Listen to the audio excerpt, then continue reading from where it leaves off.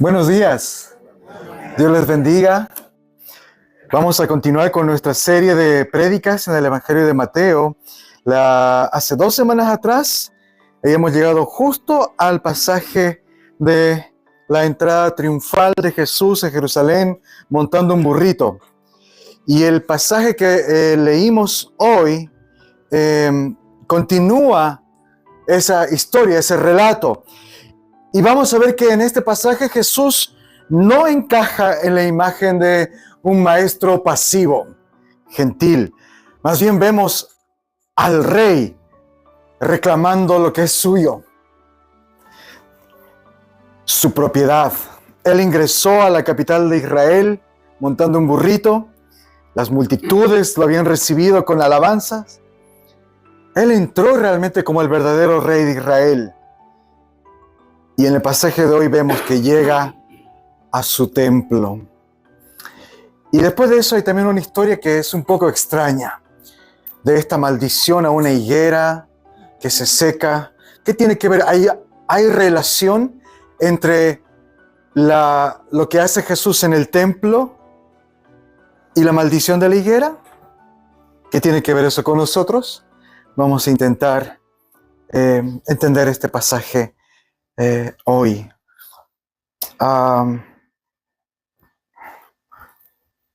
Tengan sus Biblias abiertas, por favor, ahí en los versos 12 al 22 de Mateo 21.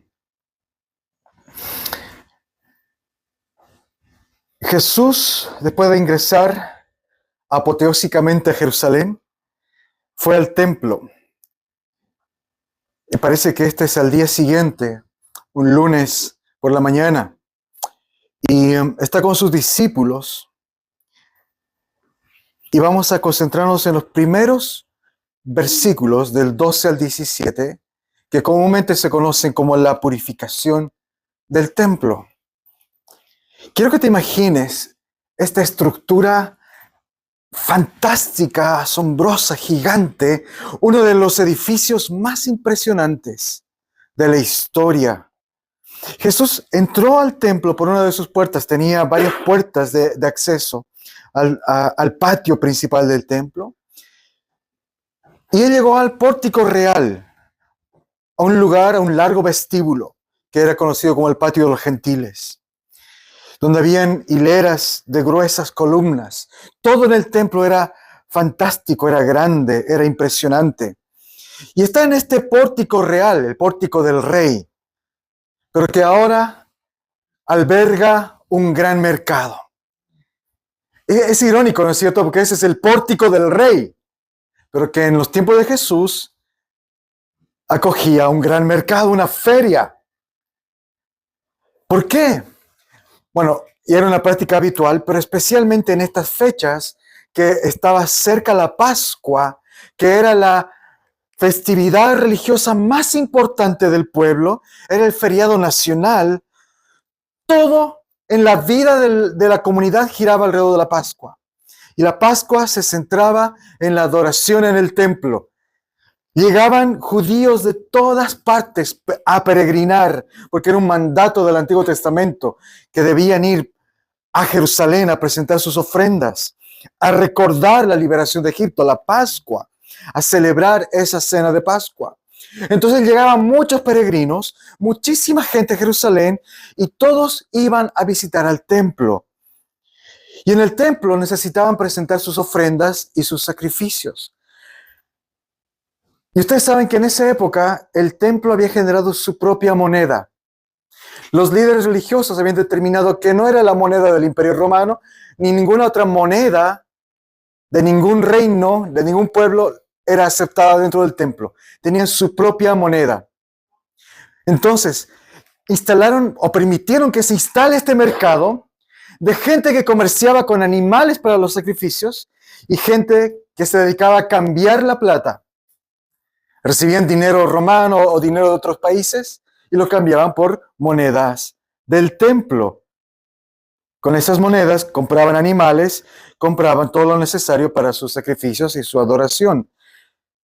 Desde un punto de vista pragmático, era una solución práctica para la gente que necesitaba y quería adorar a Dios. Pero desde el punto de vista espiritual vemos que a Jesús no le agradó esto. Porque ni bien él entra a este lugar y ve a todas las mesas y los negocios, los puestos de cambio, los que están vendiendo animales, y sabemos por los historiadores que se cometía mucha usura en ese templo, en ese lugar. Más o menos como nuestros Black Days, ¿no? Que es bien tradicional de que las tiendas dicen, vamos a vender los productos a mitad de precio, compre su computadora a mitad de precio. Claro, unas semanas antes lo duplican o lo triplican para que después su mitad de precio sea, imagínense, algo así. Vendían animales con sobreprecio. Se aprovechaban de la fe de las personas para ganar dinero. Y esto estaba totalmente coludido con los líderes, los sacerdotes, quienes recibían pagos, arriendos, coimas de los comerciantes que lucraban en pleno templo con la fe de las personas. Y eso es lo que Jesús ve. Y él comienza a expulsar de inmediato a todos los que están comprando y vendiendo ahí. Mateo dice que Jesús vuelca las mesas de los cambistas, los bancos de los que venden palomas, y los expulsa. Porque Jesús ve lo que nadie más ve o lo que la gente no quiere ver. Él ve las intenciones, el corazón de las personas. Estas operaciones comerciales no se han instalado ahí con una visión altruista de facilitar la adoración a los feligreses. Como todo ser humano que ve una oportunidad de generar dinero, los comerciantes que están ahí fueron tentados de lucrar y abusar. Y sabemos que eso es lo que hacían. Menos mal que hoy día en la religión, en la iglesia, no hay lucro, nadie se aprovecha de la fe de la gente, no se vende la fe, no se venden promesas de bendición ni de prosperidad en ninguna parte. ¿No es cierto? ¿Alguien puede decir amén a eso? Las cosas no han cambiado. Cuando vemos oportunidad de que algo genere dinero o yo pueda aprovecharme de eso, aun si esta oportunidad es la fe, algo tan importante, tan íntimo, tan sagrado de una persona, voy a lucrar. Voy a hacer lo que sea necesario para obtener el mayor beneficio para mí de esa fe. Esa fue la actitud de los sacerdotes que permitieron la entrada a estos comerciantes. Por eso Jesús se enoja y los expulsa. Me llama la atención que nadie se atreve a decirle nada. Él está ahí directa y abiertamente insultando la decisión de los sacerdotes. Es como si alguien entrara aquí en pleno servicio y dijera, ¿qué es esto? Saquemos los instrumentos, saquemos. Y es alguien que no es de la congregación. Eso es como insultar a que está a cargo, al pastor, al concilio, a los hermanos músicos. Eso es lo que está haciendo Jesús. Él está sacando aquello que los sacerdotes habían permitido. Y nadie le dice nada. ¿Por qué?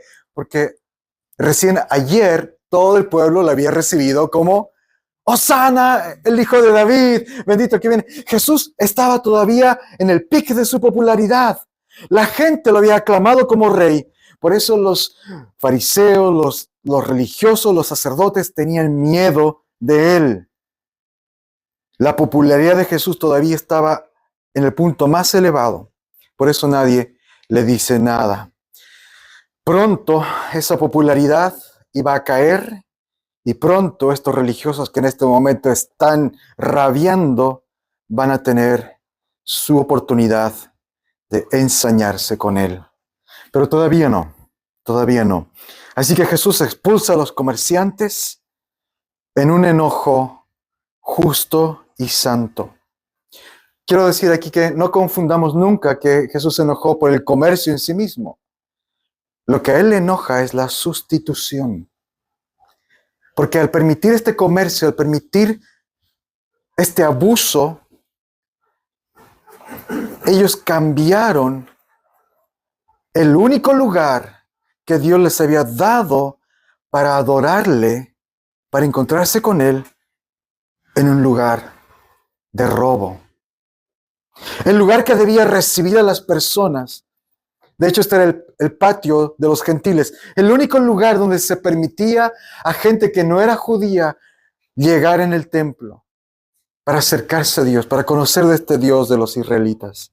Estaba totalmente ocupado por los negocios. El dinero se había convertido en el centro de su motivación. Han cambiado la gloria de Dios por su propio egoísmo. Por eso Jesús les dice estas poderosas palabras. Mi casa será llamada casa de oración, pero ustedes le han hecho de ella una cueva de ladrones. Los líderes religiosos están tratando el templo como los ladrones tratan sus cuevas. ¿Qué es una cueva para los ladrones? Es un lugar de refugio, un vulgar escondrijo para acumular sus riquezas conseguidas de formas deshonestas. Y los líderes del templo están haciendo eso con el templo del Señor. Su refugio personal, donde ellos están lucrando y escondiendo las riquezas que han obtenido de forma pecaminosa. Quizás ellos no son como los ladrones que salen a asaltar, a matar, pero en el corazón y espiritualmente están haciendo lo mismo. En lugar de dar la bienvenida a los gentiles, a los extranjeros, a los no creyentes, y que se acerquen al Señor en su templo, en lugar de enseñarles la palabra de Dios, han convertido ese lugar en un medio de lucro. Este episodio se conoce como la purificación del templo, y es verdad que Jesús lo está purificando de estas prácticas corruptas. Pero yo veo que aquí Jesús va más allá de la purificación. Lo que aquí vemos, queridos hermanos, es un acto de juicio. Es juicio del rey ha llegado y está juzgando a los religiosos y a los líderes y al pueblo entero que han permitido esta corrupción en la casa de su padre. Así que el acto de sacar a estos comerciantes es más que una purificación, es un acto de juicio. Y es un acto también escatológico, porque este templo pronto, y todos los sacrificios que se llevan ahí adentro, pronto van a dejar de ser necesarios. El tiempo de este templo está por cumplirse, porque este rey, el dueño del templo, será crucificado. Y su muerte será el sacrificio perfecto y eterno. Ya no serán necesarios más sacrificios y el velo del templo se rasgará. Después de este acto de juicio, Mateo dice que Jesús sanó a ciegos y cojos, mostrando compasión. Estos pobres y menesterosos seguramente no tendrían dinero para comprar los animales y las cosas que se comerciaban allí, pero son recibidos por Jesús. Aquellos que estaban relegados por el comercio, ahora pasan a primer plano, porque Jesús los sana. Y estas acciones de sanidad despierta algo en los niños. Los niños que estaban ahí en el templo empiezan a cantar y repiten el cántico que habían escuchado el día anterior. El cántico cuando Jesús entró montando un burrito. Hosana al Hijo de David. Por fin, alabanza en el momento correcto, en el lugar correcto y dirigida a la persona correcta. Debemos gozarnos por la alabanza de los niños. Amén. Qué hermoso es ver a los niños alabar al Señor y que por sus propios labios reconozcan alabanza a Dios. No sé cuántos de ustedes se alegran al ver a nuestros niños cantando, orando. Es hermoso. Debemos alegrarnos cuando los niños alaban a Dios. Pero los líderes religiosos no se alegraron. ¿Qué actitud tomaron los líderes religiosos al ver a los niños alabando a Jesús? Dice Mateo que ellos se indignaron. Esta palabra implica enojo, rabia hacia los niños que están cantando, a Jesús. ¿Por qué? Porque Jesús ha desafiado sus decisiones, ha desafiado su autoridad, expulsando a los negociantes del templo, y están enojadísimos. Y el cherry, en el top de la torta, fue que los niños comienzan a cantarle. No lo pudieron soportar más. Y se enojan. Pero Jesús dice que ellos están cumpliendo lo que dice el Salmo 8, verso 2, que de la boca de los niños se ha perfeccionado la alabanza. Estos líderes religiosos deberían haber reconocido que Jesús está obrando de parte de Dios. Deberían haberlo recibido. Deberían haberlo alabado. Ellos que son los, entre comillas, guardianes de la fe, debieron haber sido los primeros en recibirlo con alabanzas. Y son los últimos. Tienen que ser los niños los que lo alaban. ¿Qué nos enseña esto, queridos hermanos? Que es fácil construirnos nuestra propia cueva de ladrones en lugares sagrados.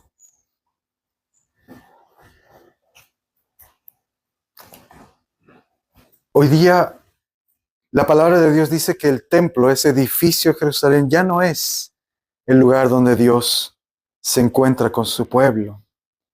Hoy día el templo del Señor, el Nuevo Testamento nos dice que es la comunidad de fe, la iglesia, y no los edificios de las iglesias. La comunidad, la reunión de hermanos es el templo. Y también el cuerpo del creyente. Es muy interesante que el templo de Dios llega a ser algo individual, mi cuerpo, y también algo comunitario, nuestra comunión, nuestra comunidad. ¿Qué tan fácil es todavía utilizar mi cuerpo, la comunidad, como medios para satisfacer mi propio deseo egoísta? Todavía podemos convertir aquello que es templo del Espíritu en cueva de ladrones. Cuando permitimos que la comunidad, la congregación, se convierta en medios para yo beneficiarme, yo lucrar, yo ver mi propia comodidad a través de esta comunidad. O cuando utilizo mi cuerpo para satisfacer deseos pecaminosos. Este cuerpo que es templo del Espíritu, lo entrego a pasiones y deseos pecaminosos. Estoy haciendo del templo del Espíritu una cueva de ladrones. Es fácil tener a Dios y la fe como un medio para llegar a un fin. Y aquí tenemos que tener, hermanos, mucho cuidado. Quiero hablar. Creo que esto debe tocarme a mí, en primer lugar, como pastor de la congregación. Debe tocar a todos los que están sirviendo en asuntos prácticos dentro de la comunidad. Por ejemplo, nuestros hermanos músicos, nuestros hermanos que ofician, líderes, hermanos que dirigen estudios. A veces es fácil convertir lo que hacemos para Dios en la iglesia en un medio o en el objetivo en sí mismo. ¿Me explico? Que se convierte en mi objetivo. Vengo aquí para hacer esta cosa. Y esto es lo importante. Y me estreso y me agoto. O traigo satisfacción de esto. Extraigo identidad, satisfacción, beneficio de esto. ¿Cuánta gente anhela el liderazgo en las iglesias? ¿Por qué? Porque le hace sentir bien. Porque así obtiene reconocimiento de una comunidad. Es fácil convertir lo que hacemos para Dios en una cueva de ladrones. Pero también quiero hablar a los que no son necesariamente pastores, ministros o tienen algún rol específico dentro de la comunidad de fe. En la vida diaria, el cristiano igual está tentado a buscar de Dios bendición. ¿Por qué? Porque he orado, he leído mi Biblia, me he portado bien, entonces Dios me tiene que bendecir. Quizás no lo pienses de esa manera, quizás no lo llegues a decir así. Pero ¿qué pasa cuando te comienza a ir mal en la vida? cuando tienes problemas.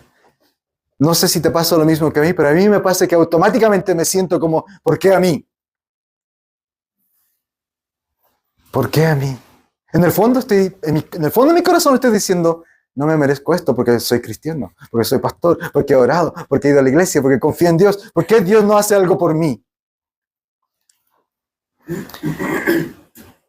Si venimos a la iglesia, queridos, si tratamos de ser puntuales, si queremos cantar lo mejor que podemos cantar, si queremos hacer las cosas lo mejor, de la mejor manera, debe ser con un único y sublime propósito: conocer a Jesús. Si lo hacemos por cualquier otra cosa, estamos convirtiendo una bendición en cueva de ladrones. Cristo es nuestra motivación y Él debe ser nuestra motivación siempre. Volvamos al Evangelio. Él debería ser el fin, no un medio para otro fin. Si venimos a la iglesia, si leemos la Biblia, si estudiamos, si oramos, si nos congregamos, si participamos en la semana de grupos, que sea para conocer a Jesús, que sea para amar a Jesús, que sea para estar más cerca de Jesús. Cualquier otra motivación que esté centrada en mí, que no sea yo conociendo a Cristo, es un riesgo para que nos pueda desviar. Amén. Con esto en mente, pasemos a los versos 18 al 20.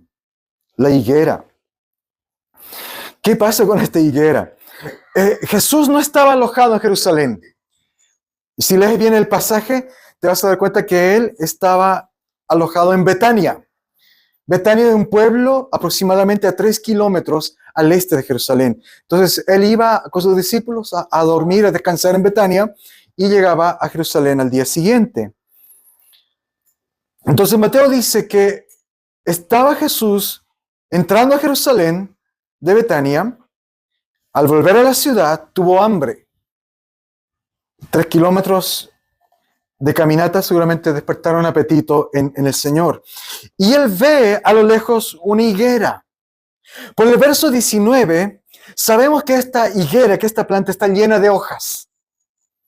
Ahora, en esta fecha, una higuera con hojas verdes es claramente una promesa de fruto. Es como si yo sacara mi cabeza y viera la panadería al frente y veo que todavía está abierta y con luces.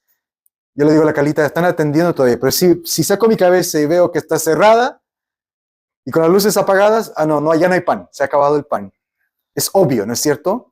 De la misma manera, una higuera con hojas verdes era como una tienda abierta con las luces, una panadería abierta con las luces encendidas. Hay pan, hay higos. En esta época y en esta región era muy común las plantas de higos. Sin embargo, cuando Jesús se acerca a este árbol, resulta que era estéril. Tiene hojas, está frondoso, lleno de vida. Es un árbol prometedor. De lejos te dice, hay pan, hay higos. Pero cuando te acercas, ves que no hay ni un solo fruto. Y Jesús toma esta situación como una oportunidad perfecta para revelar a sus discípulos acerca del estado espiritual de Israel. Hermanos, este milagro de maldecir a una planta para que se seque, porque es un milagro, no es un milagro antojadizo. No es como algunos lo han visto como un arranque de enojo. Como que si a Jesús le hubiera quedado enojo de haber expulsado las mesas. De hecho, cronológicamente parece que esto es antes de la expulsión de las mesas en el templo. Pero no es un arranque, no es un acto emocional ni caprichoso. Digo que probablemente haya sido antes porque es en la mañana de ida a Jerusalén, y por lo que relata el Evangelio de Marcos, el relato paralelo de Marcos, pone que Jesús se encuentra con la higuera antes de purificar el templo. Pero bueno, El tema es que este no es un acto caprichoso. El profeta Oseas ya había dicho que Israel era la higuera del Señor. Mira lo que dice Oseas. Oh Israel, cuando te encontré por primera vez, fue como encontrar uvas frescas en el desierto. Cuando vi a tus antepasados, fue como ver los primeros higos maduros de la temporada. Una planta verde, prometedora, es inicio de temporada que promete muchos higos. Y tanto en Oseas como en este pasaje de Mateo, vemos que la planta no tiene frutos. En el caso de Oseas, el pueblo de Israel no tiene frutos de justicia ni de arrepentimiento. Y aquí la higuera verde y frondosa, prometedora, no tiene frutos. Y Jesús la maldice. Jesús aquí está mostrando una señal de lo que está pasando en Israel, la gran ciudad de Jerusalén. Él ha entrado a Jerusalén y él ha visto las perversiones que su liderazgo han permitido que sucedan en el mismo templo del Señor. Él ha visto que la gente no está buscando a Dios, ni se está arrepintiendo de sus pecados, sino que lo que buscan es lucrar y buscan su propio bienestar. El mal liderazgo ha hecho extraviar al pueblo. Israel es como esta planta, linda por fuera, con muchas hojas, muy prometedora, pero sin frutos. Queridos hermanos, el sistema religioso de Israel estaba lleno de hojas. Tenían una liturgia hermosa. Los sacerdotes tenían vestimentas de lujos impresionantes. O sea, ¿han visto el domingo pasado el traje del obispo? No le llegan ni a los talones a los trajes que usaban los sacerdotes en Jerusalén. Adornados con piedras preciosas, eran con telas de primer orden, era precioso. Y tenían normas precisas, reglas, muchos rituales. Todo en el templo era un teatro perfectamente coreografiado, a la perfección. Todo estaba bien establecido. Una maquinaria religiosa que marchaba a todo dar. Sus discursos eran correctos. Ni qué decir de su edificio. Su templo era impresionante, grande y hermoso. Hojas, hojas y más hojas. Pero cuando el rey llega, no encuentra fruto de justicia. Es una planta estéril que pronto va a ser juzgada y pronto se va a marchitar como la higuera. Ahora los discípulos quedaron asombrados al ver este milagro de una higuera verde y frondosa que se seca casi inmediatamente. Y Jesús les dice que ellos también pueden hacer algo así. Querida iglesia, conocer mucho de Dios no es lo mismo que conocer a Dios. Como comunidad de fe, como iglesia anglicana, debemos ser una higuera frondosa. No está mal tener muchas hojas. Y como iglesia anglicana tenemos una higuera frondosa con muchas hojas. Tenemos tradiciones, tenemos vestimentas también, los pastores, los obispos. Tenemos tradiciones, tenemos doctrina, tenemos teología, tenemos una herencia histórica preciosa. Tenemos cánones, nuestros 39 artículos. Tenemos muchas cosas buenas. Pero lo más importante y lo que Dios busca de nosotros es el fruto. Es el fruto. Esas hojas están bien. Y cuando alguien ve estas hojas de lejos, ve un árbol prometedor y va a acercarse a este árbol. Y ojalá mucha gente se acerque a este árbol al ver nuestras hojas verdes y frondosas. Nuestra iglesia, nuestra disciplina, nuestra puntualidad, nuestro servicio, nuestra liturgia, nuestra música maravillosa, nuestras oraciones lindas, el pastor que se viste con cuello clerical y todas las tradiciones, que se acerque a la gente, que vean estas hojas maravillosas, pero lo más importante es que vean el fruto y que puedan disfrutar del fruto. Si no les ofrecemos fruto, corremos el riesgo de lo que pasó a Israel y lo que le pasó a esa higuera, de secarnos.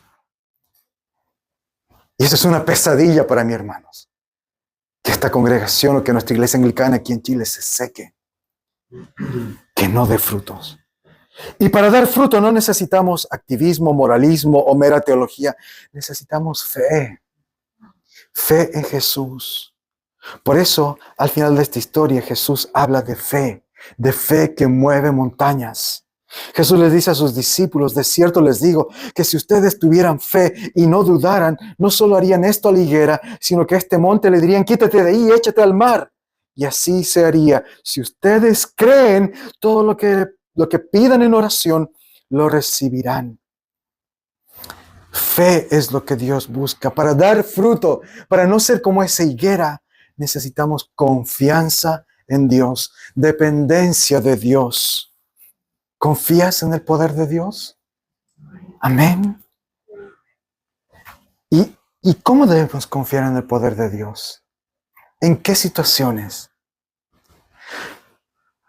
Te voy a ser bien honesto, queridos hermanos, queridas hermanas, les voy a ser bien honesto.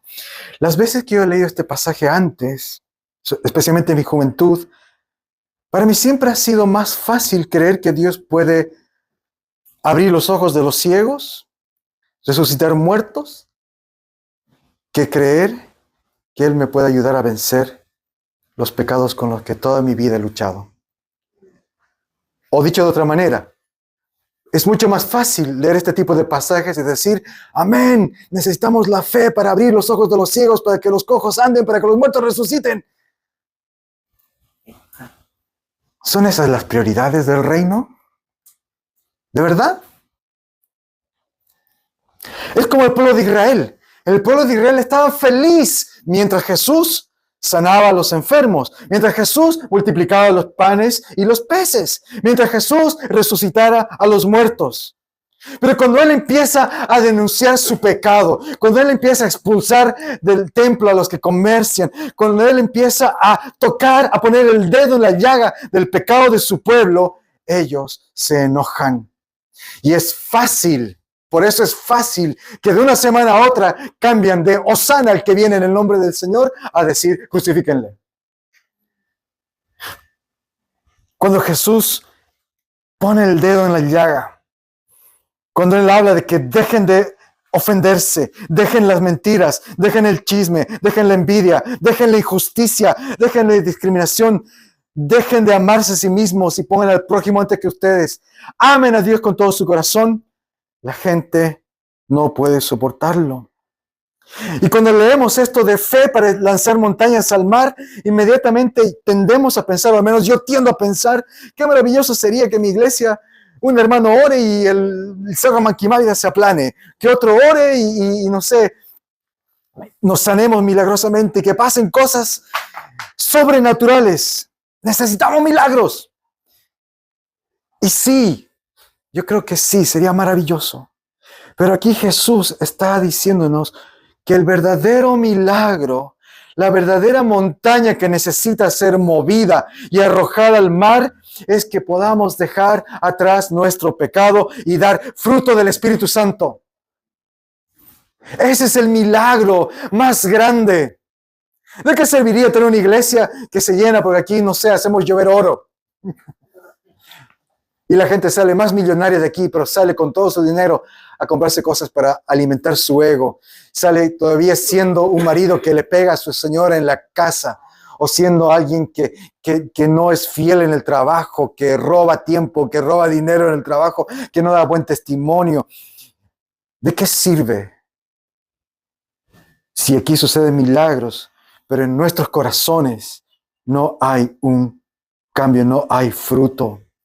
Jesús habla de la fe para echar una montaña abajo después de haber maldecido a la higuera. Eso debe hacernos entender las prioridades de Jesús. El verdadero milagro que necesitamos es que vivamos según el Espíritu. Que no demos satisfacción a nuestros deseos de la carne, sino que en lugar de eso produzcamos amor, gozo, paz paciencia, benignidad, bondad, fe, mansedumbre, templanza. Estas son las cosas que Pablo describe como el fruto del Espíritu Santo. Ese es el fruto que la iglesia necesita. Ese es el milagro que debemos anhelar. Esa es la montaña que debe moverse. Que en ti y en mí se produzcan estas cosas. Y hermanos, yo necesito mucho amor, mucho gozo. ¿Quién necesita paciencia aquí? ¿Quién necesita más bondad? Templanza, ¿sabes qué es templanza? Mansedumbre, ser manso. Eso necesitamos. Necesitamos fe. Debemos orar mucho por este milagro. Por eso Jesús dice, si ustedes oraran con fe, pasaría este milagro. Oremos por nuestro crecimiento en el fruto del Espíritu, queridos hermanos. Desafío para nuestros grupos de oración. Pongamos esto como el primer lugar para orar. Nuestro crecimiento espiritual. Oremos por el reino de Dios y su justicia, primeramente. A veces me pasa que tiendo a orar primero por las añadiduras y después, si me acuerdo, por el reino de Dios. Oremos por el reino de Dios. Venga tu reino a mi vida. Despierta el fruto del Espíritu. Genera el fruto del Espíritu en mí, Señor. Amén. Para terminar, recordemos que Jesús es el templo definitivo de Dios. Él dijo, destruyan este templo y en 3 días lo levantaré. Y Él fue destruido en la cruz. Su carne fue rasgada, así como el velo del templo fue rasgado, para que nosotros, escucha bien esto, para que nosotros no seamos secados como la higuera. Nosotros merecíamos el juicio de Dios, nosotros merecíamos ser secados como la higuera, pero Jesús pagó el precio para que en lugar de recibir el juicio, fuéramos injertados en Él y demos fruto. Hermanos, debemos dar fruto. Él nos ha dado su Espíritu Santo y Él nos da la fe para mover montañas de pecado de nuestras vidas y para despertar el fruto de su Espíritu. Amén. Aquí les dejo unas preguntas para meditar y conversar. 1. Examina tus mesas y tus hojas. ¿Qué cosas tienden a convertirse en reemplazos de la verdadera adoración en tu vida? Y pongo unos cuantos ejemplos nomás. Quizá a veces confiamos en que estamos en una denominación, o en la teología, o en mi buena conducta, en mi religiosidad. 2. Repasa el texto donde Pablo describe el fruto del Espíritu Santo. Está en Gálatas 5, 16 al 23. Les animo, hermanos, que sea tu devocional esta semana. Medita en esas palabras. En ese pasaje Pablo da 2 listas. Una lista es de los frutos de la carne y después da la lista del fruto del Espíritu Santo. Es muy interesante porque los frutos de la carne están en plural, son varios frutos. Pero el fruto del Espíritu es uno solo. Uno solo, pero que son varias cosas. Amor, gozo, paz, paciencia, benignidad, todo lo que les dije hace rato. Lo que nos indica que Pablo quiere que generemos todas esas cosas. No es que tú digas, del fruto de los 7 u 8 que hay, voy a escoger uno solo. No, todos. Pero de esas listas, piensa cuáles son las que el Espíritu Santo te está llamando a que necesitas desarrollar más con fe. Y pídele al Señor que Él te dé la fe para crecer. Quizás sea amor, quizás sea en gozo, en paciencia, que el Espíritu Santo hable a nuestros corazones. Amén. Así que examinemos seriamente esa lista ahí en Gálatas. Arrepintámonos de aquellas cosas que nos tocan de la primera lista, los frutos de la carne, y pidamos con fe acerca de la segunda lista del fruto del Espíritu. Oremos.